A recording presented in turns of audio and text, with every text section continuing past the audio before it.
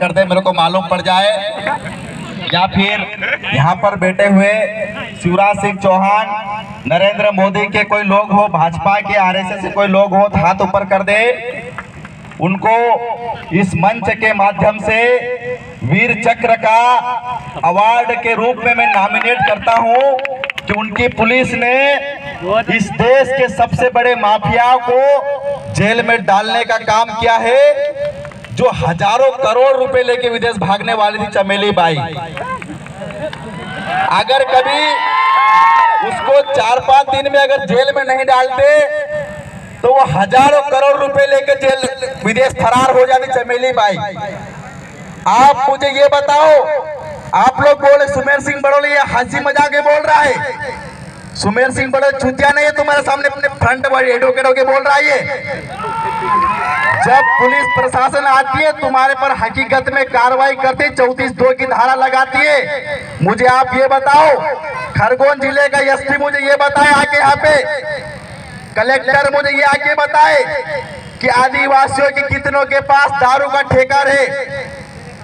आदिवासियों के एक भी ठेका दारू का नहीं है, लेकिन सबसे ज्यादा 34(2) का केस बनता है तो आदिवासियों के पर बनता है। साथियों, तो मैं तो बोलता हूँ ये आईपीसी और सीआरपीसी सिर्फ अंग्रेजों की देन थी, जिनको आरएसएस और भाजपा तुम्हारे ऊपर इस्तेमाल कर रही है। मुझे ये बताओ, ये कौन से देश में करोड़ रुपए लेके भागने वाले लोग थे जिनको जेल में डालने का काम किया? मुझे ये बताओ, दीदी आपका हेलीकॉप्टर कहीं रखा हो यहाँ पे? नहीं दीदी, मतलब ये इतना बड़ा जो करा है विजय माल्या के से बड़े आप तो मतलब लिकर व्यापारी हो आप, इतना बड़ा मतलब यहाँ पे लोग शामिल हुए, इतना बड़ा कहीं हो तो बताओ हमको भी। नहीं है, लेकिन लिकर व्यापारी सबसे बड़ा केस बना इन्होंने। दिक्कू इस देश में सबसे ज्यादा राज कर रहे हैं। अगर रिकॉर्ड निकाल के देखोगे तो सबसे ज्यादा ठेको दिक्कुओं को मिला हुआ है, लेकिन केस किस पे बनता है?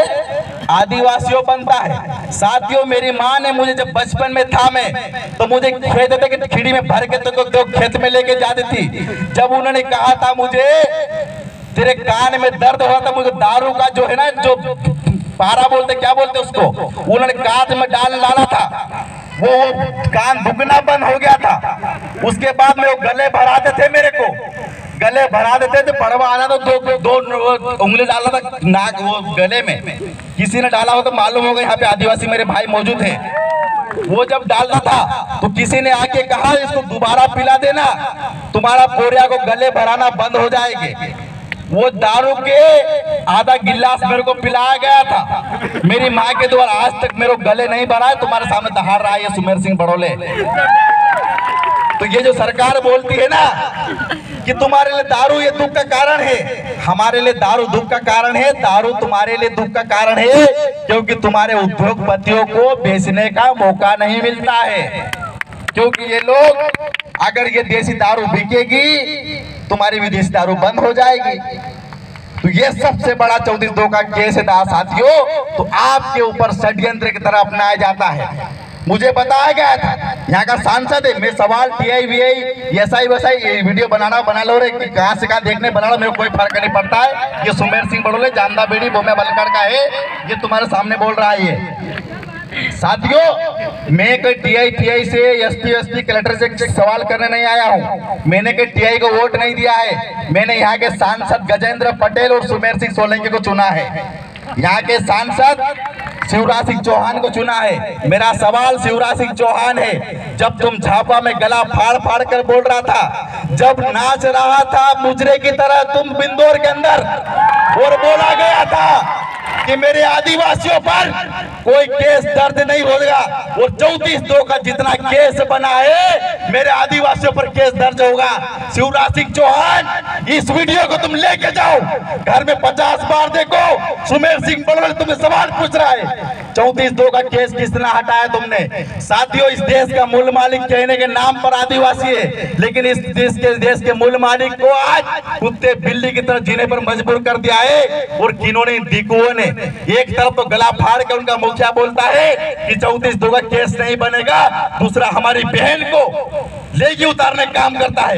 मैं इस एसपी को पूछना चाहता हूँ, आज हम तुम्हारे सामने पेंट उतारते हैं, बेशक तुम्हारे कितना दम हो तुम्हारे अंदर।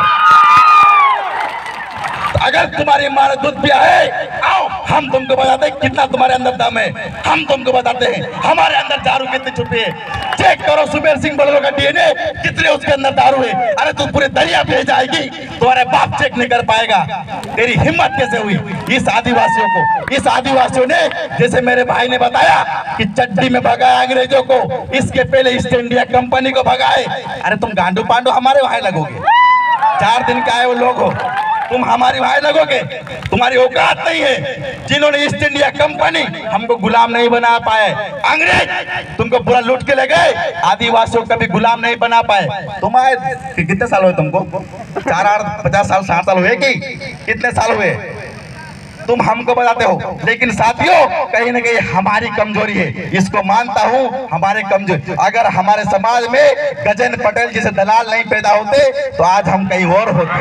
यहाँ का सांसद है गजेंद्र पटेल, मैं बोलता हूँ, नाम बोले, वीडियो बना के भेजो उसके सामने भेजो। सुमेर सिंह बड़लों तेरे को दलाल बोला है, एफआईआर दर्ज करा, जा जेल में करा उसके अंदर। सुमेर सिंह बड़लों तेरे को दलाल बोला है। गजेंद्र पटेल एक आदिवासी, उसकी बहन की लेगी उतरवाई गई, उसकी बहन को थाने में अंदर बंद करा गया। गजेंद्र पटेल क्यों नहीं बोला?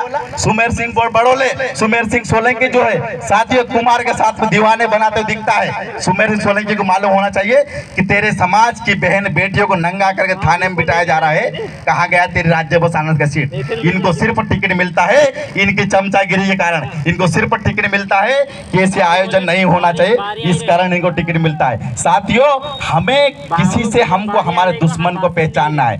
हम सबसे बड़े, मैं हमेशा बोलता हूं, मैंने मनावर में भी ये बात बोलती, साथियों हमारा भाई हमारे लिए अपना है। तुम्हारे लिए कोई गजेंद्र पटेल तुम्हारी अर्थी उठाने नहीं आएगा, तुम्हारे लिए कोई सुमेर सिंह सोलंकी और मोदी तुम्हारे लिए अर्थी उठाने नहीं आएगा, शिवराज सिंह चौहान तुम्हारे लिए अर्थी उठाने नहीं आएगा, तुम्हारे अर्थी उठाने आएगा तुम्हारा समाज का भाई, तुम्हारे अर्थी उठाने आएगा।